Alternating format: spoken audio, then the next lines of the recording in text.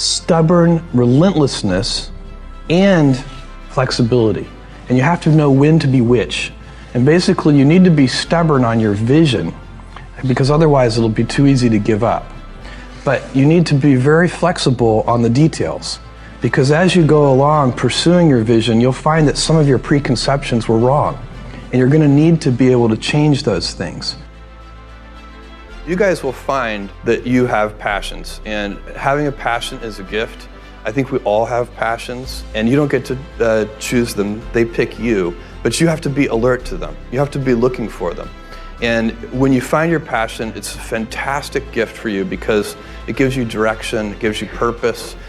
You can have a job, or you can have a career, or you can have a calling. And the best thing is to have a calling. And if you find your passion, you'll have that, and all your work won't feel like work to you. Many kids and many grown-ups do figure out over time what their passions are. And sometimes we let I don't think it's that hard. I think what happens though sometimes is that we let our intellectual selves overrule those passions. And so that's what needs to be guarded against. My job, one of my jobs as the leader of Amazon, is to encourage people to be bold.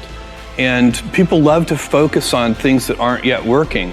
And that's good, it's human nature. That kind of divine discontent can be very helpful. But you really, it's incredibly hard to get people to take bold bets. And you need to encourage that. And if you're going to take bold bets, they're going to be experiments. And if they're experiments, you don't know ahead of time whether they're going to work. Experiments are by their very nature prone to failure. But big successes, a few big successes, compensate for dozens and dozens of things that didn't work. So, bold bets, AWS, Kindle, Amazon Prime, our third-party seller business, all of those things are examples of bold bets that did work, and they pay for a lot of experiments. I've made billions of dollars of failures at Amazon.com, literally billions of dollars of failures.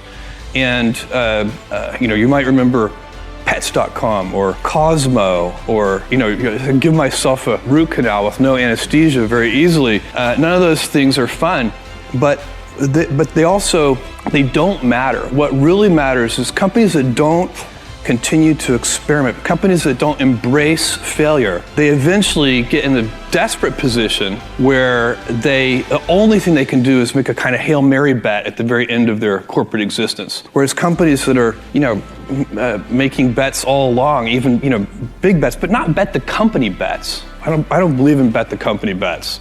That's when you're desperate. That's the last thing you can do.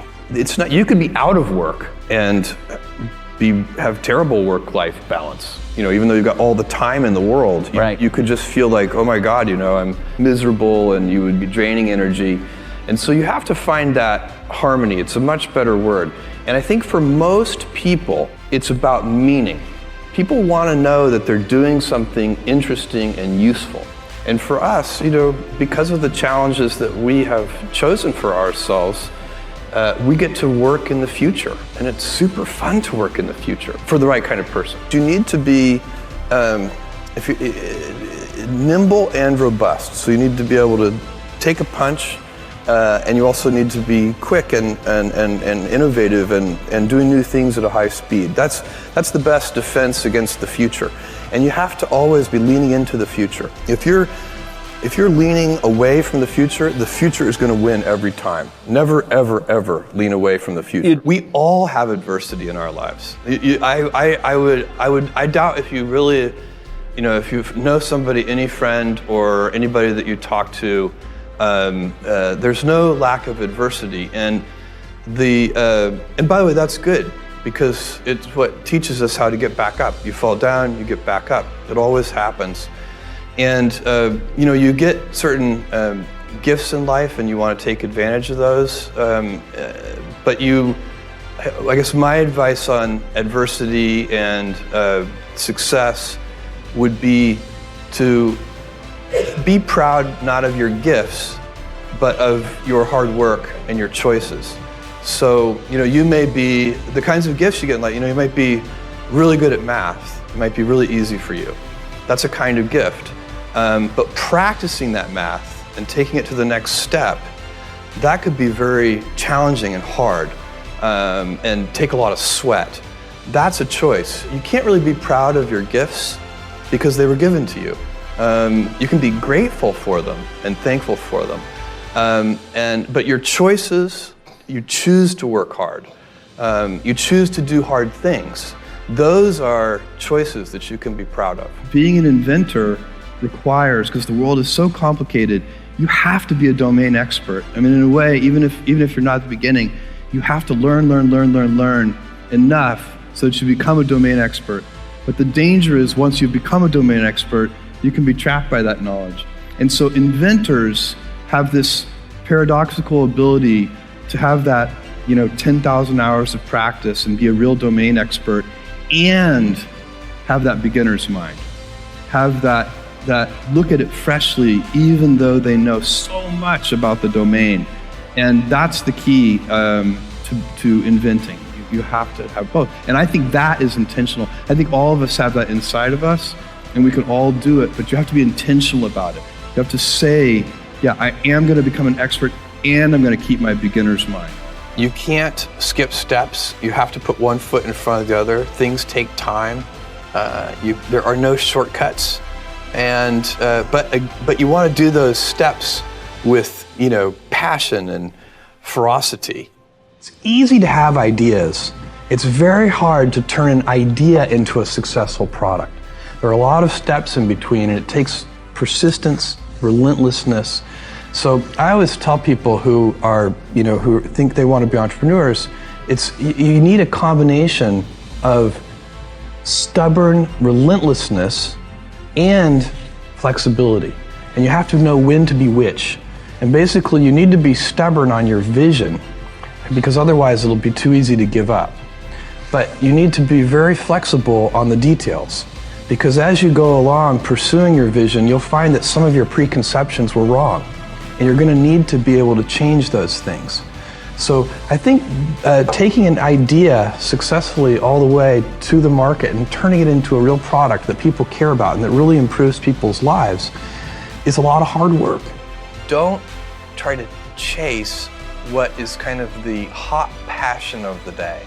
I think we actually saw this, I think you see it all over the place in many different contexts, but I think we saw it in the internet world quite a bit, where at the sort of peak of the sort of internet, mania in, say, 1999, you found people who were, very passionate about something. They kind of left that job and decided, I'm going to, do something in the internet, because it's, it was almost like the 1849 gold rush in a way. I mean, you find that people, if you go back and study the history of the 1849 gold rush, you find that, at that time, everybody who was within shouting distance of California was, they might have been a doctor, but they quit being a doctor and they started panning for gold. And that almost never works.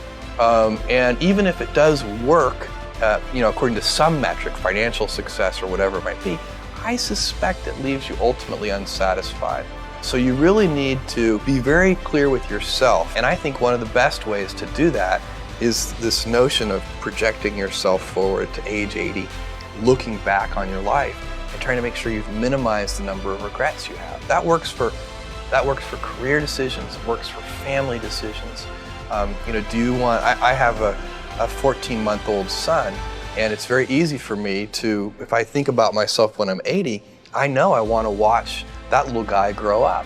And so I don't want to be 80 and think, shoot, I missed that whole thing and I don't have the kind of relationship with my son that I wished I had, and so on and so on. So if you think about that, so I guess another thing that I would recommend to people is that they always take a long-term point of view. And I think this is something about which there's a lot of controversy. There's a lot of people, and I'm just not one of them, believe that you should live for the now. I think what you do is you think about the great expanse of time ahead of you and try to make sure that you're planning for that in a way that's going to leave you ultimately satisfied. So this is just this is the way it works for me. And I mean, everybody needs to find that for themselves. So I think there are a lot of paths to satisfaction, and you need to find one that works for you.